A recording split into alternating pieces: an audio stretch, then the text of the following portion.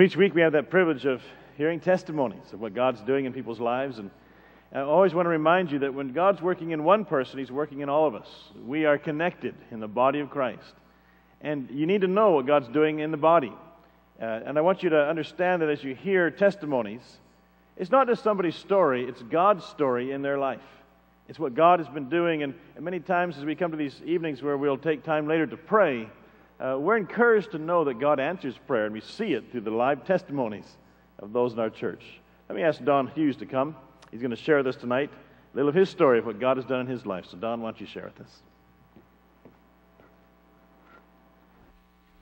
Hello. I spent the last 20 years out in Kansas, and a lot of small churches out there in rural Kansas, and generally Sunday morning attendance might be 30 or 40 people, and you have pastors doing a faithful work out there, and they would be the only person on staff. Quite often I was called on to fill the pulpit when the pastor was ill or there was an emergency or they were on vacation. On Sunday morning I'd ask the kids, you want to go to church with me? I'm speaking at another church, or you can go with your mom to her own church.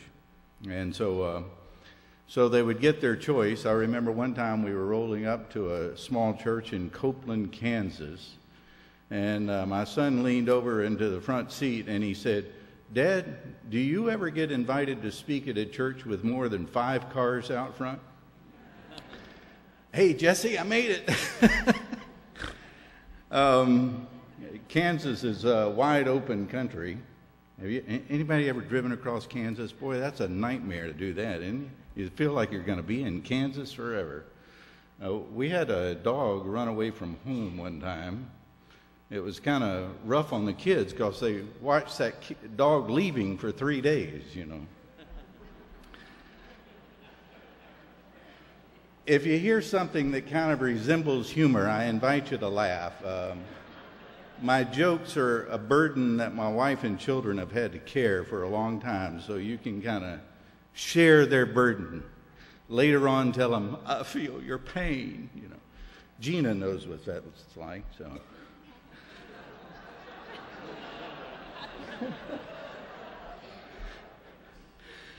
I'm a baby boomer, I confess. We got some other baby boomers out there? Oh, it was a crazy time back in the late 60s and early 70s. 77 million Americans born between 1946 and 1964. I was heading off to college in 1969. It was a time of campus unrest and protest over the Vietnam War. You heard terms like anti-establishment and nonconformist. Baby boomers. We didn't invent teenage rebellion, but we did turn it into an art form. Free love. I want to be free. What does freedom mean? What is truth? They were things that were all discussed. I think we're hearing some of those same themes today. Maybe it's because baby boomers found out that baby Byrne doesn't put groceries on the table. And they went off and joined the establishment, for a while. But now that they're reaching retirement, they're going, let's see, what were we thinking back then anyway? I lived what you might call the typical party lifestyle on campus. I tell you, the University of South Carolina, where I went, was so cool. At one of our Vietnam War protests, Jane Fonda showed up. I mean, that's how cool we were at South Carolina. But I majored in journalism and got involved in broadcasting and worked at a local radio station, Top 40 DJ. It was back in the days where you actually put 45 RPM records on the turntable. And you had a few cart machines to play the commercials and that sort of thing.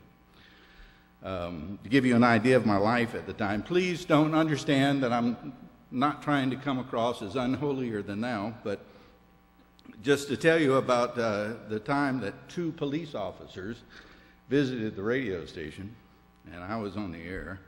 It was on a Saturday morning. I was there alone, and I smoked marijuana at the time. And I had this friend of mine that when he got in a shipment, he liked to distribute it real fast so he didn't get caught for, possession of a large quantity. So he came by the radio station. I knew he was coming. I left the front door open. He came into the radio station and handed me the bag, and I gave him a 20. And then he took off, and it wasn't 10 minutes later, 2 policemen came in the front door of the radio station. I was on the air reading the news when they came in the door. And I looked down straight to the front door and saw these 2 guys, and I thought, oh my goodness. They got Jim when he pulled out of here, and now they're coming after me. And so I was reading the news, starting to break out into a little sweat here, you know. And these guys came right up to the studio door. And they're probably wondering, we know something is wrong, but we don't know what. And after I finished reading the news, I turned around in the chair and I said, yes, sir, how can I help you? They had a folded piece of paper. And I was like, oh boy, it's a summons. And they reached out and they handed it to me. And I opened it up and it said, tickets are now on sale to the policeman's benefit. I was relieved. I said, I'll take 2 tickets. No. Well, that was my world. I had a friend call me, and they told me about their cousin who had just moved near me, and I should call them up and ask her for a date. Well, we decided we were going to go out on New Year's Eve. And I went to pick her up. I was all decked out in the clothing of the day. I had on a jacket that bore some resemblance to the American flag, hair down to my shoulders. Y'all remember these days? You know, I had a belt on that had stars and studs all in it, white patent leather boots, you know, that Pat Boone would have loved to have had. And I picked her up, and we got in the car, and I was all ready to go party. I mean, that's what you did on New Year's Eve. And I had this blind date. I didn't know her, didn't know anything about her. And I said, so what do you want to do? She said, I want to go to a watch night service they have downtown. I'm going, what is a watch night service? I said, service. It sounds like it has something to do with church. She goes, well, yeah. And so my friends had told me about their cousin, and my friends would be upset if I was not nice to their cousin. So I was going to church on New Year's Eve. Well, as I sat there and I listened to the speaker, I realized that he had something that I didn't. And those things that I was looking for, you shall know the truth shall make you free. He talked about those things, freedom. Thy word is truth. We wanted to know what love was, peace. Not as the world gives do I give unto you. In peace, love. For God so loved the world that he gave his only begotten Son, that whosoever should believe in him shall not perish, but have everlasting life.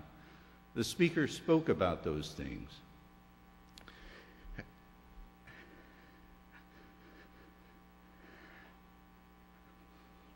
At the end of the message,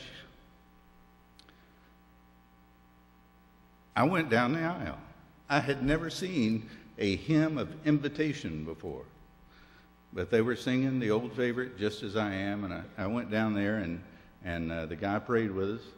And then he said, and those that have first come forward, we want you to go to the doors over here. And so I followed the person out, and they had 2 signs over the doors.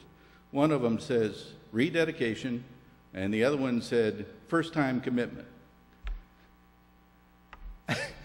What does this mean? Is this some sort of language? I know all of y'all know what that means, but somebody that was new in that situation, I didn't know what it meant. But anyway, I went through, I ended up talking to a counselor. Later on, I was thinking about what he had told me and what the speaker had said, and I pulled out a Bible, and I was trying to find these verses in the Bible, and I just couldn't find them. And so I prayed. I said, where was these things they were telling me about in the Bible? So I prayed, looked down and opened my Bible, and there they were. And the Lord did a work in my life and set me free. As I grew in Christ and understanding of his word and his will for my life, my desire for worldly things began to fall away. I saw my sin, and that He died for me, and I sought to live for him. I wanted to share Jesus. I was, in my early 20s, rather crazy, sometimes bold. I went downtown. This was in Columbia, South Carolina. I went downtown to the big auditorium and asked him, I said, how much does it cost to rent this place? So the guy gave me some details on that, and then I think that he was kind of smiling like, this guy can't rent this place. But anyway, I found out details on that, found out how to make contact with a group called Second Chapter of Acts, and we filled the place up. Had an invitation with 500 people, and went on to do other groups with Phil Keggy and Pat Terry Group, and Keith Green's last concert before he was killed in the plane crash. I moved from secular broadcasting into Christian broadcasting, put WMHK on the air in 1976 in South Carolina. Polly and I got together in 1978. We started having kids, 6 of them altogether. Our pitter-patter of little feet turned into a stampede. When I was growing up, I always dreamed of having a car with a 351 cubic inch engine, 4-barrel carburetor, dual exhaust. I never dreamed that when I got that vehicle, it'd be a 15-passenger van.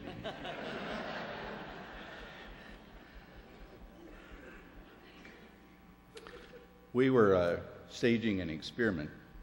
How many kids do you have to have before you have 2 that are just alike? The answer is more than 6. We put a station on the air in South Carolina, went to Pennsylvania, put a Christian station on the air there, and then out to Kansas and put stations on the air in Kansas, Oklahoma, Colorado, and Texas.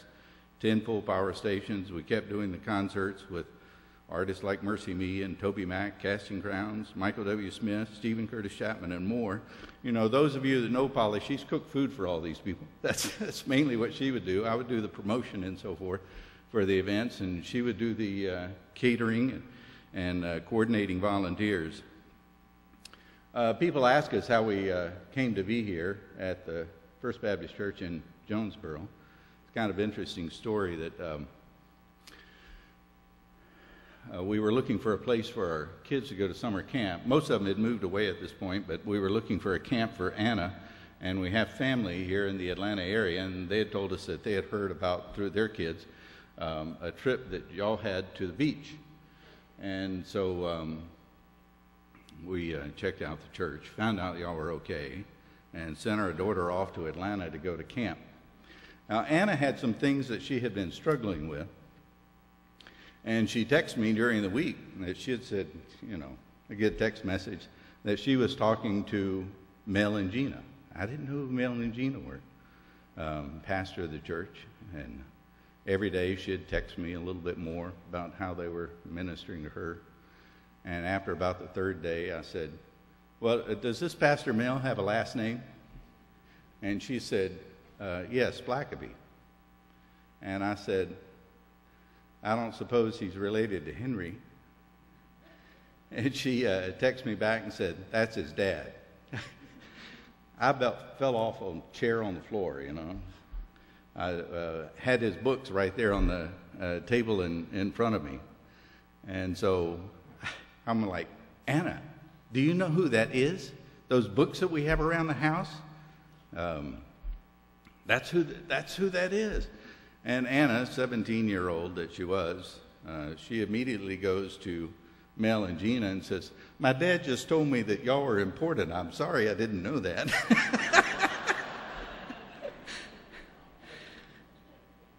But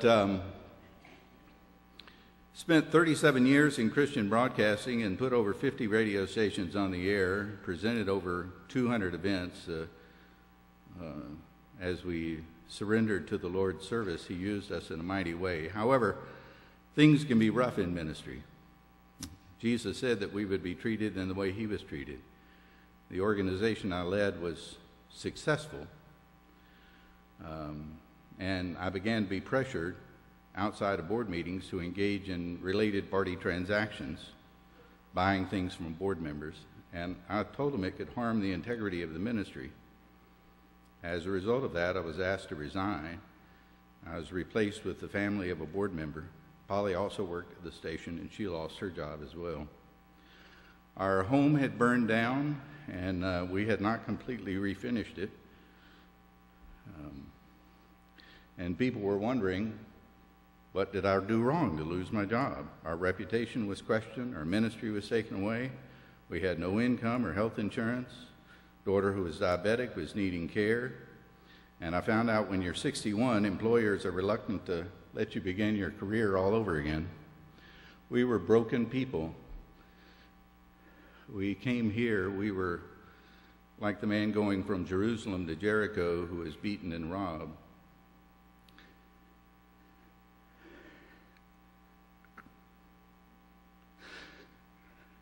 I want to thank you for the way you have ministered to us in some very difficult times. The Good Samaritan is the First Baptist Church of Jonesboro. You didn't know me. We joined the church. Glenn gave me a Sunday school class, and I'm like, I'm so beaten up, I can't teach Sunday school. But those people loved me and embraced me in that Sunday school class. They helped to build me back up.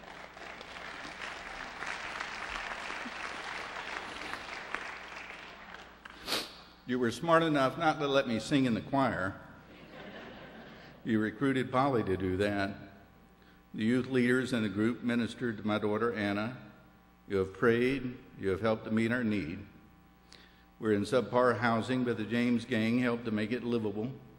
I do have a part-time job now with the Pregnancy Care Center doing public relations, and that job came through church contacts.